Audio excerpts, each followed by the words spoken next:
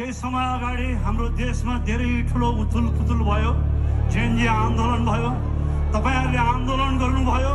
त्यो आन्दोलनमा धेरै किसिमको विध्वंसहरू पनि भए। त्यस्तो विध्वंस फेरि नहोस्। हामी जहिले पनि अन्याय र अत्याचार र भ्रष्टाचारको विरुद्धमा एक भएर उठाउँ। अब सबैलाई नियन्त्रणमा ल्याउनका लागि चुनाव आउँदैछ।